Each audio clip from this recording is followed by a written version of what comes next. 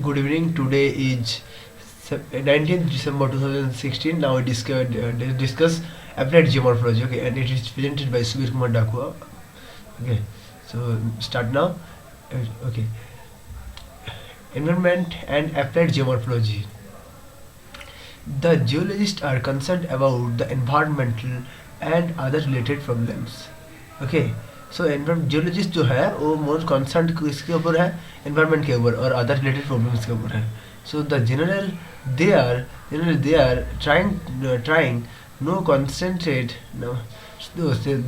they are trying to concentrate on the applications of geomorphology to the problems that are commonly faced by them. Okay, उन्होंने देखते हैं कि कौन सी problem है जो जो जो उसको सॉल्व करना पड़ेगा. तो उन्होंने वहीं पर देखते हैं. ओके, जियोमॉर्फोलॉजी का जो प्रॉब्लम है. तो first point is ground water in glaciated areas.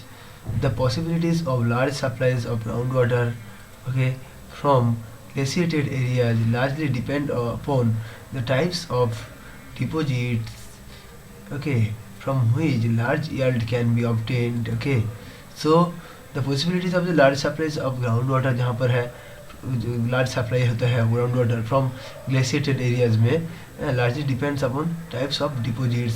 वहाँ पर लार्जली डिपेंड्स अपॉन कहाँ पर, किसके ऊपर, types of deposits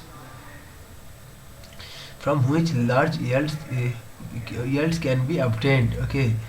So along with an understanding of the ground geomorphic history of the area. Along with the understanding of the geomorphic history of the area, अगर हमने geomorphic history का देखा जाए area का, the buried pre-glacial and interglacial valley are the source of large volumes of groundwater recognition.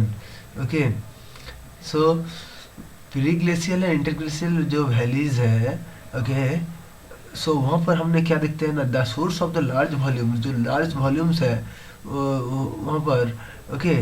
जो glacial जो है valleys में, वहाँ पर क्या बहुत सारे जो मटेरियल होते हैं, उसका अंदर जो मटेरियल है वो volume, large volumes of ground water, उसका एंड लार्ज वॉल्यूम्स मटेरियल है एंड लार्ज वॉल्यूम्स क्या है, ग्राउंड वाटर है. ग्राउंड वाटर रिकॉग्निशन होता है of the pressure. The pressure within the area depends upon the detailed study of periglacial topography. हमने अगर periglacial topography का अगर स्टडी कर लिया तो वो हम समझ जाएंगे कि कैसा, कितना वॉल्यूम ऑफ ग्राउंड वाटर है वहाँ पर.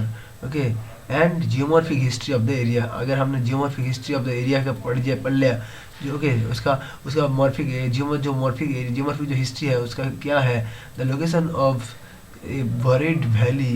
Location of buried valley is done by constructing bedrock topography maps. हम अगर कंस्ट्रक्ट कर लिया कि bedrock topography का जो मैप्स है वो उस क्या है ग्लेशियल एरिया का, तो हम अगर वो समझ गया तो हम समझ जाएंगे जो ground water in glacier area में वो कैसे होगा. उसका हमने उसका प्रॉब्लम हमने सॉल्व कर सकते हैं. नेक्स्ट क्या है, detected of the orc bodies. Topography plays an important role.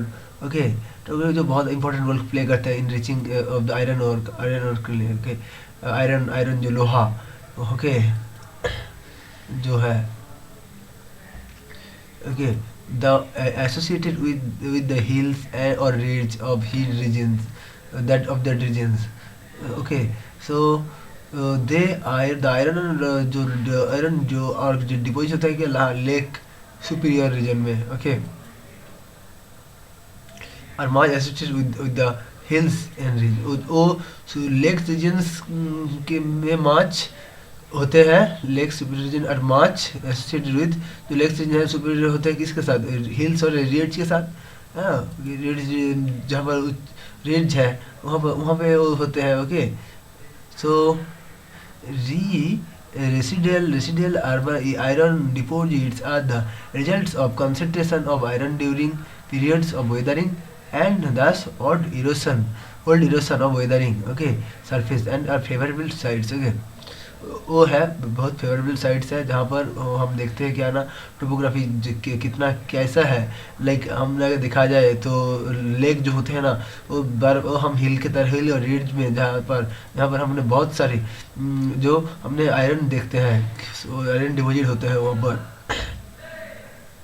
क्योंकि वहाँ पर ड्यूरिंग पीरियड्स ऑफ वेदरिंग जो है, weathering okay, construction of iron during periods of weathering में वो होते हैं, एंड दस ओल्ड इरोशन होते हैं, वेदरिंग सरफेस और फेवरेबल साइड्स में होते हैं। ओके, वहाँ पर फेवरेबल है वेदरिंग आयरन बनने का। Okay, so for their accumulation, उसका एक्यूमुलेशन होने के लिए बहुत अच्छी एनवायरनमेंट है, provided they are present beneath surface rock types, which makes possible a concentration of iron oxide for their accumulation provided they are present beneath surface rock types, which makes possible a concentration of iron oxide. They are present beneath surface rocks types, which makes possible a concentration of iron oxide. वहाँ पर बने होते हैं weathering residuals. Residue क्या होता है? Residue several types of many minerals, several type minerals essential weathering residues of present or ancient geomorphic cycles. Okay, and in its this rich geomorphology can play an important role. Okay, weathering जो residual है, several types of हमने minerals देखते हैं। Okay, essentially weathering residuals में और present और ancient geomorphological cycle में।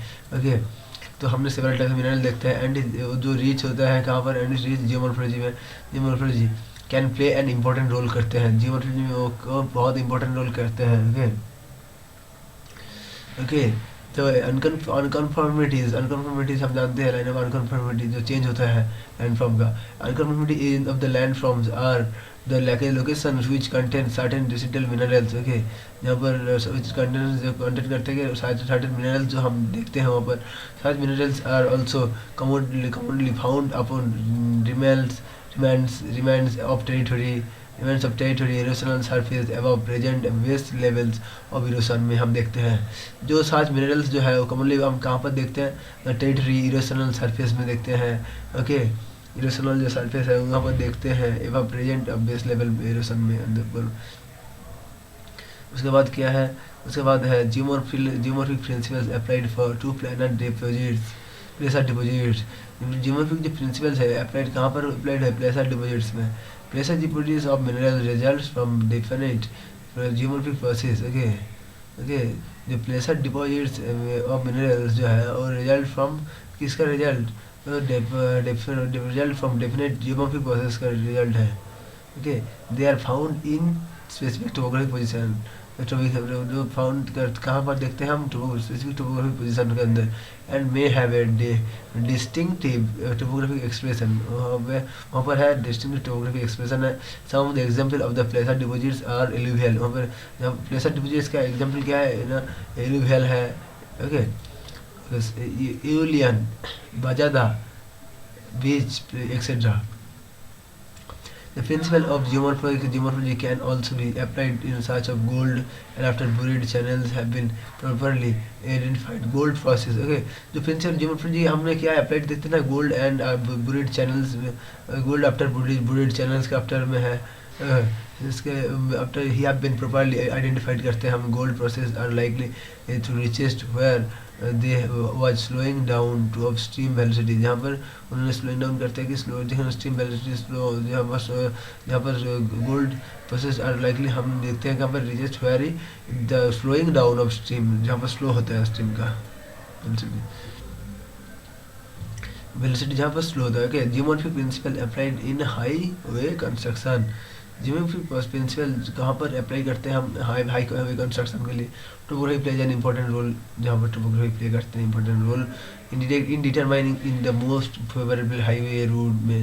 Okay, so different types of terrain जो देखते हैं impose varying problems in engineering. Okay, for example, a route over a karst plain necessitates repeated cut and fill, otherwise the road will be flooded after heavy rains. Okay, flood है karst region में हमने देखता है ना karst plain necessary repeated card and feel. Card देखते हैं, card and feel होता है वहाँ पर, ओके, कास्ट रीजन में। अदर साइड अदरवाइज क्या होता है ना, रोड फ्लड हो सकता है आफ्टर हैवी रेन में, ओके, अब हैवी रेन के बाद, okay.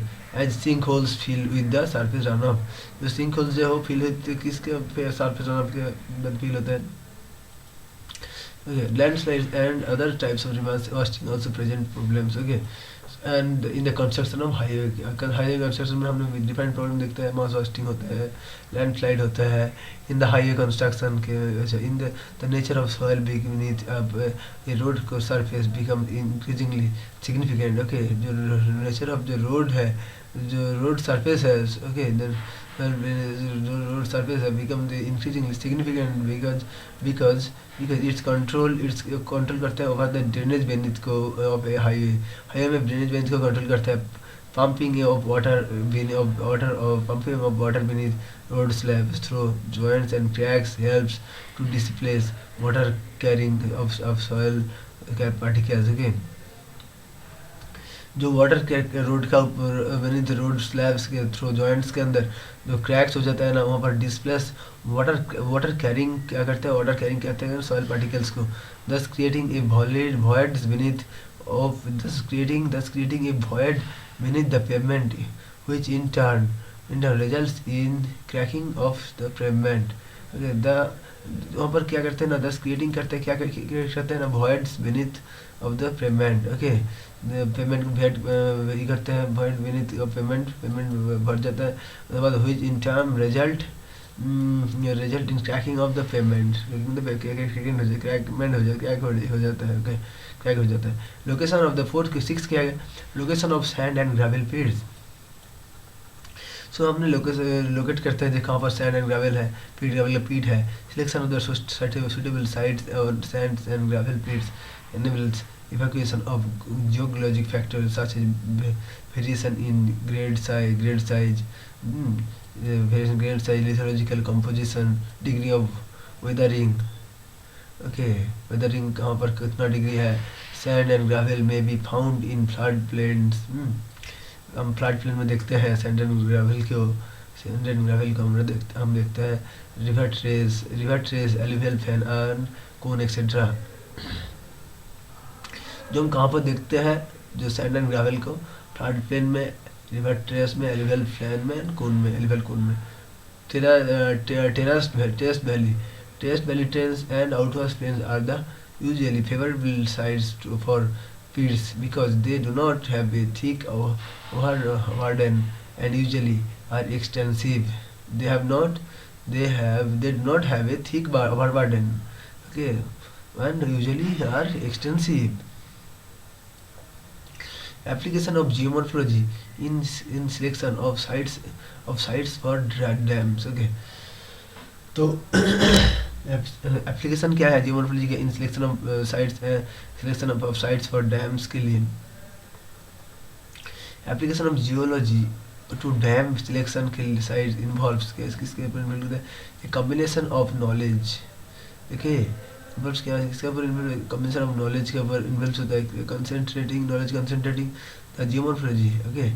Application of geology to dam selection sites involve a combination of knowledge concerning the geomorphology, lithology and geologic structure of terrains, okay. जो किसके ऊपर जो application of geomorphology in selection for sites for dams किसके ऊपर depend करते हैं ना, geology to dam selecting sites involve a combination of knowledge like geomorphology, lithology, geologic structure, terrains in the limestone region, leakage in the main problem, leakage in the main leakage होता है ना associated with the dam, problem associated with dam is construction of dam in the valley is desirable from the standpoint of the size of the dam, but in glaciated region where buried bedrocks, okay, buried bedrock valleys containing sand and gravel fields और common valleys content करते हैं gravel fields and common gravel fields और common surgical topography में not gives adequate picture okay surgical topography है वो adequate picture नहीं देता है ऑफ सब सरफेस कंडीशंस के लिए it may lead to loss of water lead करते हैं क्या लॉस ऑफ वाटर हो जाता है ड्यू टू लीकेज प्रॉब्लम्स के लिए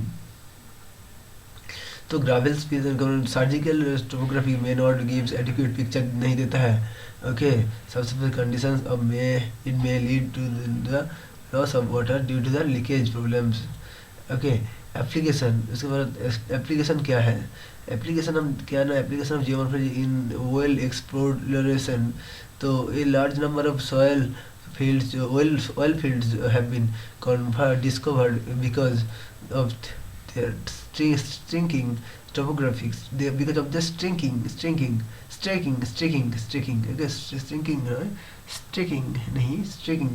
okay shrinking topography expression okay the domes and anticlines having topographic expression domes and anticlines have topographic expression okay over expression है in the form of concentric strike ridge and valley may be source of oil deposit so कहाँ पर oil deposit कहाँ पर होता है जो concentric strike ridge and valley में भी देखते हैं हम so that's all today's discussion thank you thanks to all for applied geomorphology ये मैंने बुक से दिया है ओके अब देखिए ये आपके लिए बहुत महत्वपूर्ण है ओके देखते